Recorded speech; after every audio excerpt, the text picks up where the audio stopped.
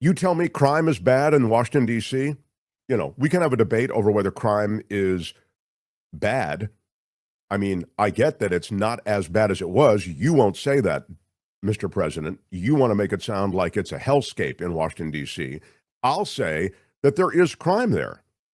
And I don't mean to say it offhandedly like it's no big deal. I think crime is a very big deal. But it's a big city. There's crime in big cities. There's crime in rural areas as well. But if you go to the big city, there are a lot of people living in these big cities, and Washington, D.C. has crime. Now, if you were serious about addressing that issue, you don't just pull up a bunch of National Guard troops, pull these people who are accountants and teachers and real estate agents. That's what these people do. They have real lives, the National Guard. You pull them into Washington, D.C., and now they're patrolling the streets. Well, that's not setting any kind of system in motion to solve whatever issues Washington, D.C. is struggling with, in your opinion. You're not adding more police officers. No. When the National Guard tide rolls out, you're going to have the same streets and the same staffing of police departments that you had prior. This is performative. It's theater. And then you have these same guys, National Guard, to whom I've just referred, you have them spreading mulch, taking graffiti off of various fences. And you can say to me, well, Mark, isn't that important? I mean, isn't the beautification of Washington? Yes, it is. It's great. But you don't have the National Guard do it. Do you know how expensive it is to move in the National Guard? You have to house them. You have to feed them. There are all kinds of other ways in which they are supplemented because they are being pulled off of their other jobs.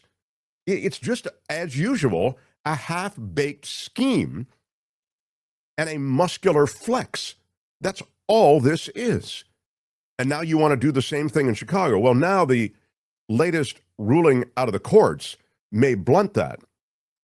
It points to the fact that it was an illegal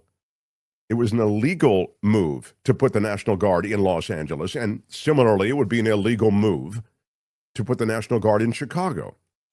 You can't just declare a state of emergency and move in the military. But that is the plan. I mean, clearly, they are road testing this plan, and we've talked about this for a long time. I mean, David K. Johnson, I think, he's talking about this before Trump was even president. So, this ruling that you mentioned came out of the California case filed by Governor Gavin Newsom against Trump, and the judge said the president violated the Posse Comitatus Act. This exactly. Is U.S. District Judge Charles Breyer, who is issuing a preliminary injunction and says, yeah, can't do it. Congress spoke clearly in 1878 when it passed the Posse Comitatus Act, prohibiting the use of U.S. military to execute domestic law. He said there were indeed protests in Los Angeles, some individuals engaging in violence, yet there was no rebellion, nor was civilian law enforcement unable to respond to protests and enforce the law. Tony, you can play the breaking news as it hit this morning on CNN to kind of announce to the world that it was judged an illegal act. Go ahead. News, a federal judge just ruled that both President Trump and Defense Secretary Pete Hegseth violated the law by using the military in the Los Angeles area over the summer. The Trump administration deployed thousands of federalized California National Guard members and Marines during an immigration crackdown in June. And this decision comes as the president weighs, as we were just talking about, whether to send National Guard members to other cities, as he has done in Washington, D.C. Joining us now is former federal prosecutor and Politico magazine senior writer Ankush Khardori. Ankush, thank you for coming here. So, what is the judge's reasoning here?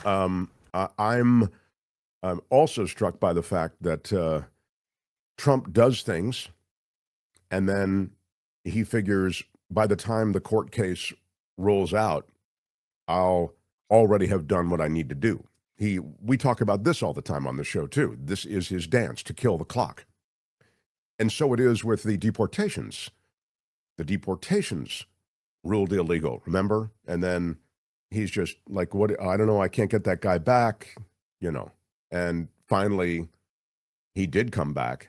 Now they want to deport him again to Uganda, is it? Or to... and you're talking about Kilmar Abrego Garcia, exactly. Yeah.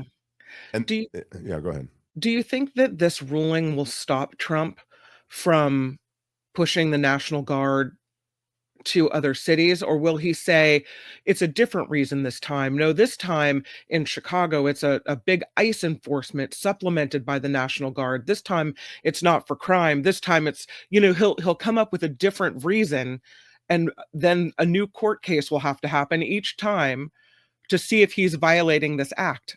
I don't know. Yeah, no, I mean, I think the idea somehow that he'll keep at it is Mhm. correct.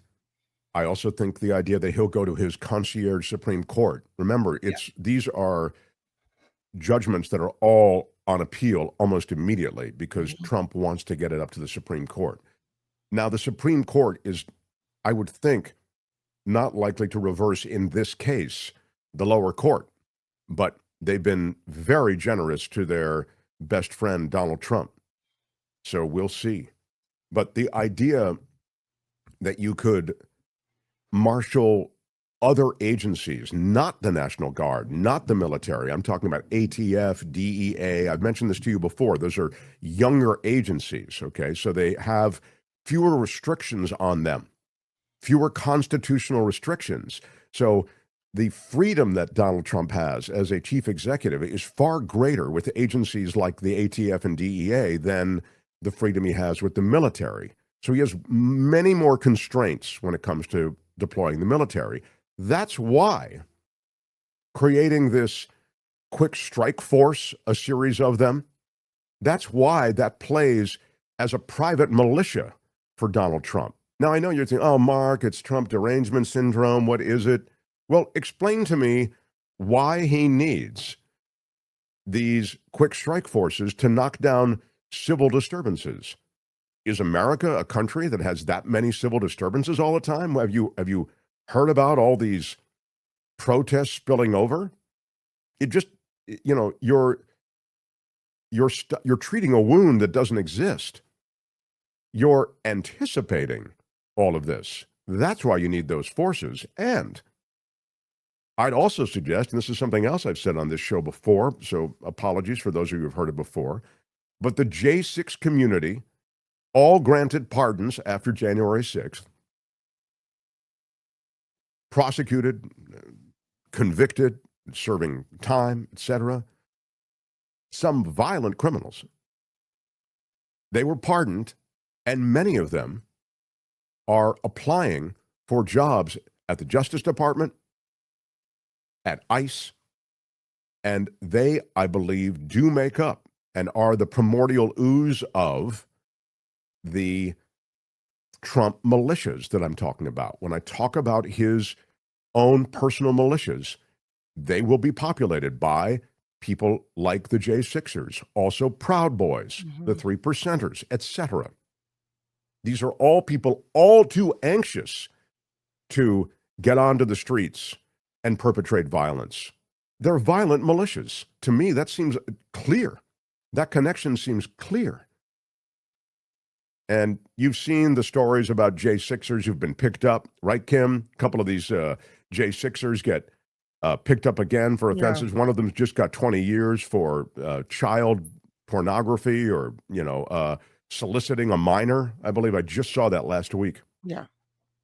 So, Or you've seen, them driving drunk or whatever, and not all of them, but some of them, and we hear the repeat offenders, and it's just, it's another indicator that these were not the best people.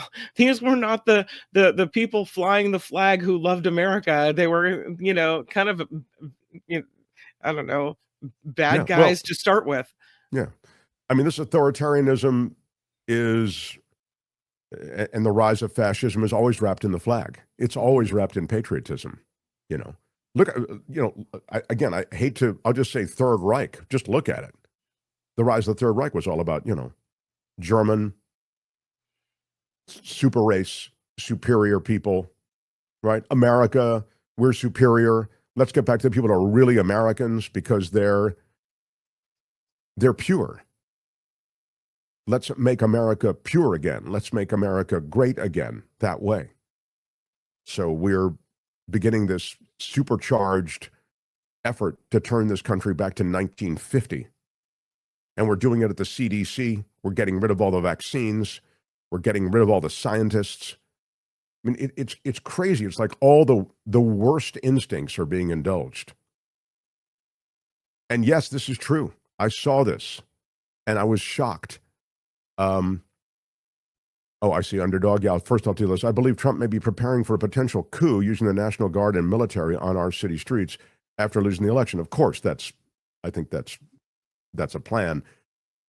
I mean, I think the election will be something that this guy isn't giving up power, and these people aren't giving up power. The GOP are not giving up power.